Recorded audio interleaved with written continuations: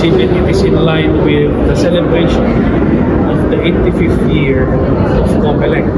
If you can see, dun sa first panel natin, it started with the year 1940.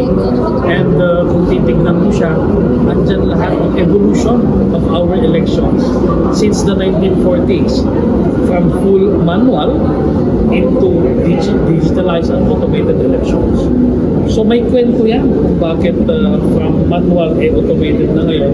That's why on the second half of the exhibit, andyan yung mga action pictures per province ng CAR kung ano ba talagang ginagawa ng COMELEC in the entire electoral cycle. The exhibit is not only something that is made of paper, it is a story of your lives and how you live exemplary lives, not only as COMELEC employees, but as Cordillerans.